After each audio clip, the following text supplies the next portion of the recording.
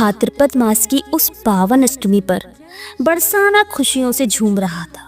मंगल गीत गाए जा रहे थे, देवता पुष्प वर्षा कर रहे थे, क्योंकि आज जन्म लेने वाली थी स्वयं प्रेम की देवी श्री राधा रानी।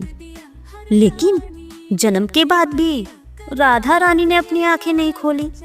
सब हैरान थे। माता कीर्ति भी रो पड़ी। क्यों? आखिर क्या कारण था? आखिर क्यों जन्म के बाद भी नन्ही राधा रानी ने अपनी आंखें नहीं खोली? और आखिर कौन सा दिव्य क्षण था जब पहली बार राधा और कृष्ण की नजरें मिली? जानने के लिए सुनिए श्री राधा रानी जन्मोत्सव की अद्भुत कथा। राधे राधे, हरे कृष्णा।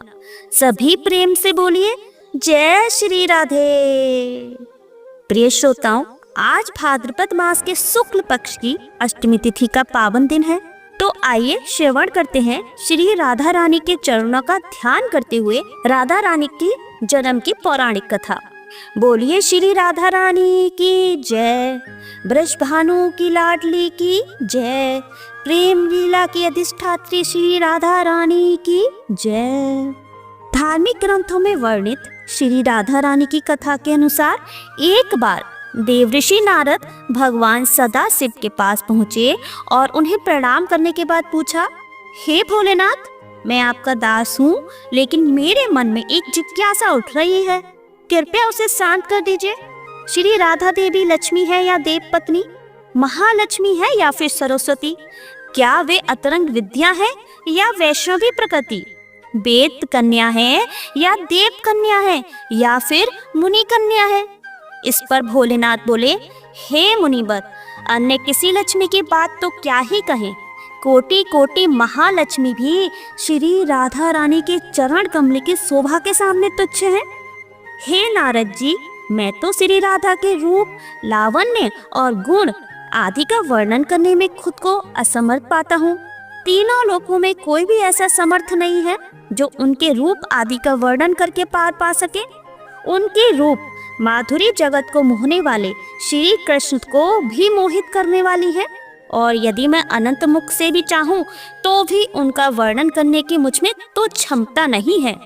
देवऋषि नारद जी बोले, नाथ, हे प्रभु, श्री राधा जी के जन्म का महात्म्य सभी प्रकारों से श्रेष्ठ है, मैं उसको ही सुनना चाहता हूँ। हे भगवत, सभी व्रतों में श्रेष्ठ श्री राधा अष्टमी व्रत के विषय में मुझे बताइए। इस पर शिव जी ने कहा कि ब्रज भानुपुरी के राजा ब्रज भानु महान उदार थे। वे महान कुल में उत्पन्न हुए थे और सभी शास्त्रों के ज्ञाता थे। अरिमा, महिमा आदि 8 प्रकार की सिद्धियों से युक्त श्रीमान धनी और उदार वेदता थे। वे संयमी, कुलीन, सद्विचार वाले भगवान श्री कृष्ण के आराधक थे। उनकी पत्नी श्रीमती श्री कीर्तिदा थी। यह भी महालक्ष्मी जी के समान भव्य रूप वाली और परम सुंदरी थी। वे सर्व विद्या और गुणों से युक्त कृष्ण स्वरूपा और महापतिव्रता थी।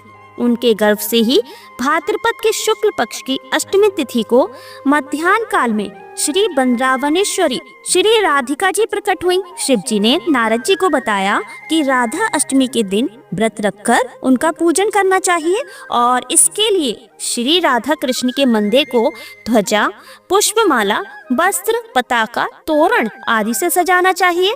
5 रंग के मंडप बनाकर उसके भीतर षोडश कमल यंत्र के बीच श्री राधा कृष्ण की प्रतिमा स्थापित करनी चाहिए। इसके बाद राधिका जी की स्तुति और ध्यान करना चाहिए। उन्हें सुगंध, पुष्प, फल, धूप आदि अर्पित करनी चाहिए। पूजा के बाद प्रसाद ग्रहण करें और रात्रि में जागरण करते हुए श्री राधा कृष्ण का कीर्तन करें। भगवान शिव देवऋषि नारद जी से कहते हैं कि जो मनुष्य भक्ति भाव से श्री राधा अष्टमी का अनुष्ठान करता है, वह श्री राधा कृष्ण के सानिध्य में श्री वृंदावन धाम में स्थान पाता है और ब्रजवासी बनता है। श्री राधा जन्म महोत्सव का कीर्तन करने से मनुष्य भव बंधन से मुक्त हो जाता है। जो व्यक्ति राधा नाम और राधा जन्माष्टमी की महिमा का गुणगान करता है, उसे सभी तीर्थों का फल और विद्या मिलती है। शिव जी कहते हैं कि जो व्यक्ति श्री राधा जी के भजता है, उन्हें याद रखता है उसे मैं भी भजता हूँ और उसे मेरी भी कृपा स्वतः प्राप्त हो जाती है। राधा नाम स्मरण निष्फल नहीं होता। श्री राधा जी सर्व तीर्थमय और ऐश्वर्यमय हैं। श्री राधा रानी के भक्तों के घर में कभी लक्ष्मी विमुख नहीं होती। जो राधा रानी का ध्यान करते हैं उनके घर श्री राधा जी के साथ श्री कृष्ण भी वास करते हैं।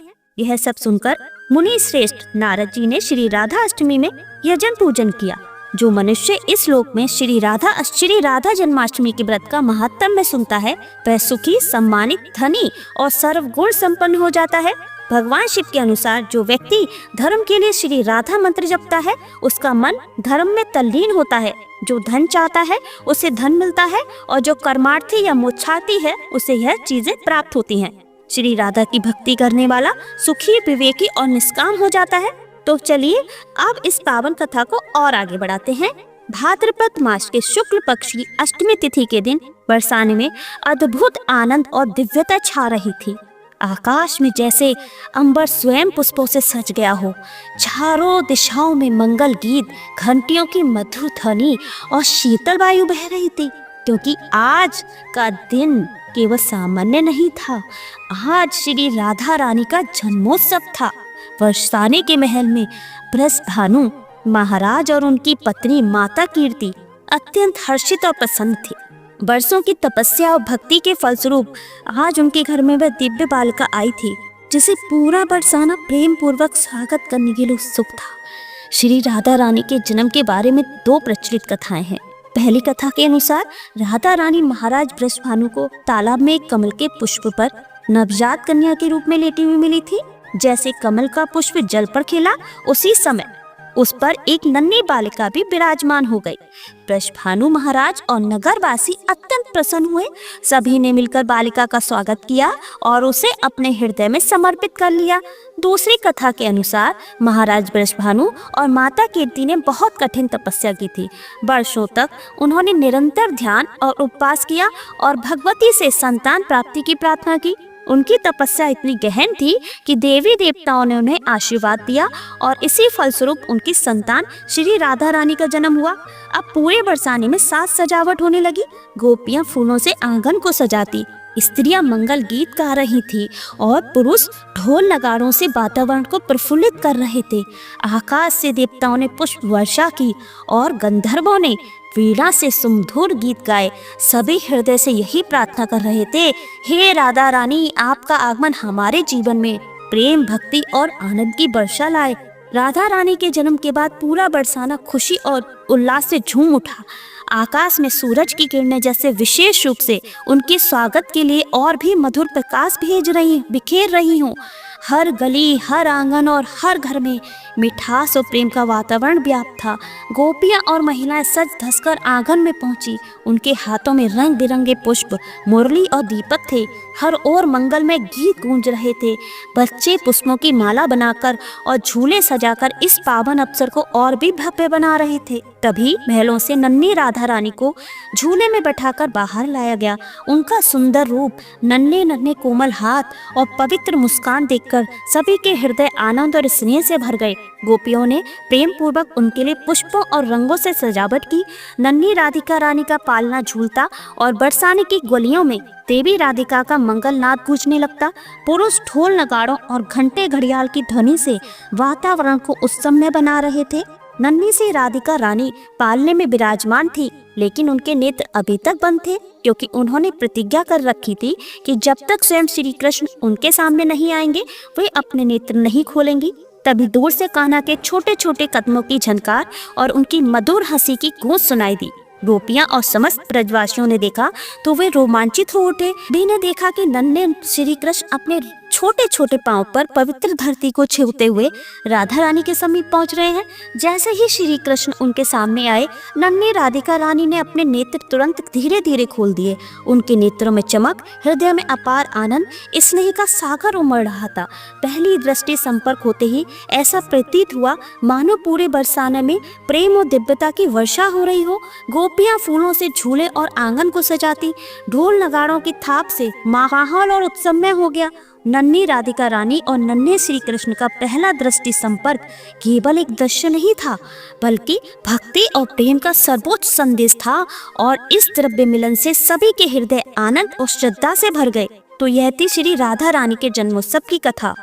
प्रिय भक्तगणों, अगर आप सच में चाहते हैं कि इस राधा अष्टमी पर राधा रानी की कृपा आप पर और आपके परिवार पर बनी रहे, तो कमेंट सेक्शन में 11 बार जय श्री राधे कृष्ण अवश्य ही लिखें। मान्यता है कि आज के दिन ऐसा करने वालों की सारी इच्छाएं पूर्ण होती हैं। और साथ ही इस वीडियो को लाइक करें, अपने दोस्तों और परिवारों तक शेयर करें, क्योंकि कहा जाता है कि जो राधा रानी का नाम फैलाता है उसका भाग्य सोने जैसा चमकता है। तो वीडियो को अभी लाइक करें, चैनल को सब्सक्राइब करें और हाँ, बेल आइकन का बटन अवश्य ही दबा दें। मिलते हैं अपने अगले वीडियो में एक नई कथा के साथ में। तब तक धन्यवाद। जय श्री कृष्ण। राधे राधे।